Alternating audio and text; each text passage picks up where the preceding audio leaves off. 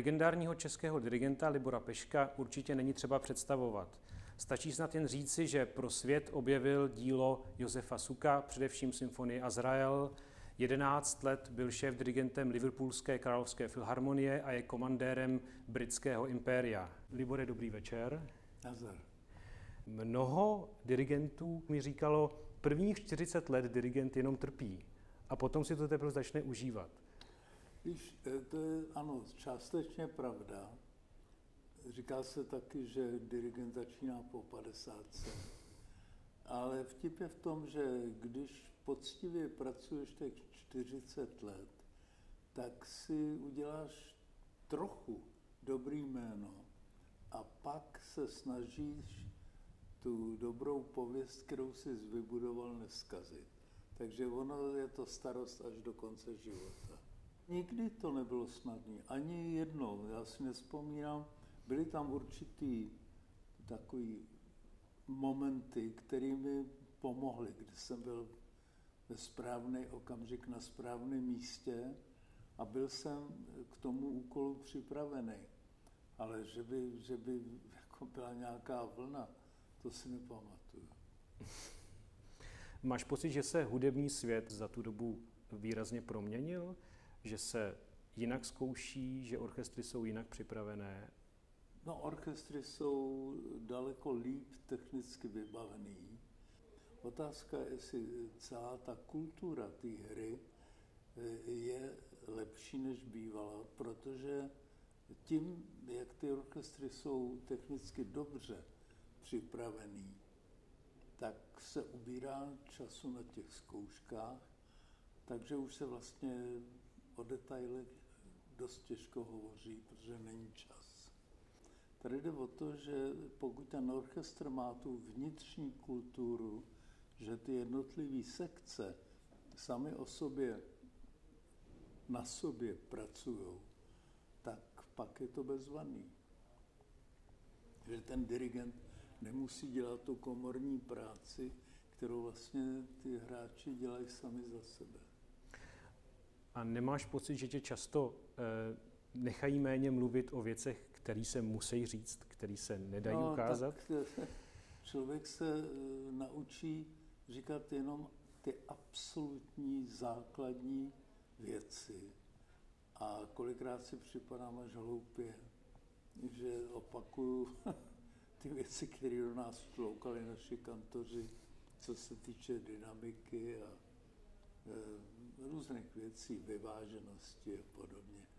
Tak je to jiná doba, jiný svět, umí se víc, všecko se zrychlilo a takovej ten luxus toho spočinutí v té komorní detailní hře, ten už v těch orchestrech nebejvá. Pokud to nemají od sebe generacema výchovy. Jaká si myslíš, že je situace v Čechách v porovnání se zahraničím? No, já bych řekl, že u nás byla taková mentalita těch 70. let, takový té normalizace, kdy se víceméně chodilo do práce a kdo odváděl skutečně senzační práci, byly komorní soubory a komorní orchestry. Ale ty symfonické orchestry byly dost rozvolněný ve švech. Myslíš si, že vždycky vyplývá to, jakým způsobem ten hudebník má tu svoji práci rád, z těch peněz, o kterých se pořád mluví tady? Ale ty peníze, když někdo řekne, že bychom měli takový platy jako v Německu, tak bychom taky tak hráli. To je největší lež, která existuje, protože zase by hráli s takovým nasazením, jako hráli doteďka, akorát by měli víc peněz. Co pak peníze můžou změnit poměr k práci? Ty jsi v jednom rozhovoru řekl, že to nejtěžší pro dirigenta je umět ty lidi dostat na svoji stranu. No, tak samozřejmě. A to je součást toho, že člověk řekne správné věci, které oni taky chápou, že je nutný je opravit a nezatěžuje je zbytečnostma. Protože když si uvážíš, jaký 10 000, ba 100 000 not ty lidi zahrajou za jeden měsíc, tak se to dávku laskavosti. A tu ty máš? No, mám. Ano. Nejlepší výsledky co do preciznosti mýval, když jsem měl ty komorní ansámbly a všichni jsme tam chodili opravdu doslova za 100 korun. To jsme tak měli akorát na lístky do tramvaje, když jsme jezdili na ty zkoušky. A to byly moje nejlepší. Mám několik desek Stravinskýho, Mozarta, já nevím co, ještě v suprafonu. To dneska už bych nedocílil. Ty jsi hovořil o rozdílu hry a souhry ve velkém symfonickém orchestru a v komorním orchestru. No, neměl by v tom být rozdíl, ale musí být, protože ta masa těch lidí se hůř sjednocuje, než když je těch lidí 16 nebo 12 do 30. Já když jsem se poprvé dostal k velkému orchestru, uvědomil jsem si to, že v některých případech člověk musí rezignovat na milimetr a dát přednost samozřejmě té muzice. To je takový rozpor, protože lidi, kteří jsou technicky dokonale vybavení, tak většinou nemají trpělivost, aby je někdo piplal do té komorní souhry. To je jako závodní koně. Kdyby si z nich chtěl dělat nějakou takovou cirkusovou, tak tě zabijou, ty chtějí běhat. A takhle to je. A pak, když dojde k nějaký hrubý chybě, tak zastavíš a oni všichni vědí, že to bylo správně.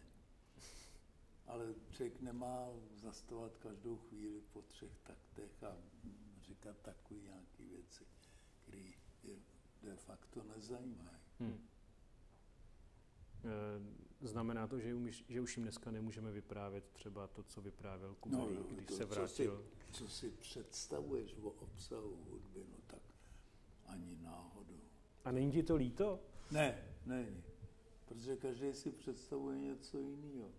To je dobrá otázka, co jsi teď položil, že prostě věci, které jsou technického rázu, pokyny, které jsou technického rázu, tak všichni jako berou.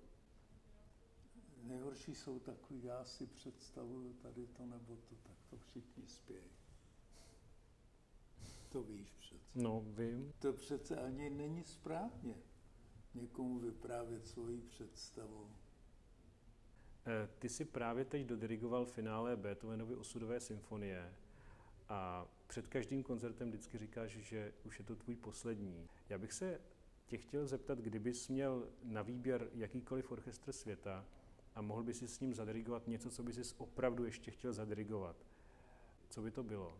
Záleží na orchestru. Například, kdybych mohl dirigovat znovu Filadelfskou filharmonii, tak bych si vybral nějakou barevnou partituru Debussyho nebo Ravela. Kdybych dělal znovu v Chicagu, tak určitě něco dravýho a hodně rytmického. Ale taky jsem tam dělal erojku a ta byla báječná. Jak ty se stavíš k dnešnímu systému, jak funguje biznis mladých dirigentů, agenturních běžců? Ty jsi mluvil o těch globálních dirigentech a řekl si, že kdo necestuje, neexistuje. No, bohužel to tak je. Myslím si v té špičkové gardě skutečně ty lidi musí být známí na více kontinentech, jinak, nebo aspoň se o nich musí vědět, jinak to tam nechtějí. Takový je to tvrdý svět a hele, když není štěstí, tak je to těžký opravdu, ale jako hodně těžký. Jak jsi už tady několikrát řekl, chceš přestat dirigovat. Nebude ti to chybět? Co budeš celou dobu dělat? Ne, no nic, já mám spoustu různých zájmů a jednak dopoledne spím, poslouchám rádio, takže vím všecko, co se děje ve světě, v poledne vstanu, no k večeru na procházku, mezi tím si čtu a mám přátelé. Děkuju ti za rozhovor, Libore. Není zač, ahoj. Ahoj.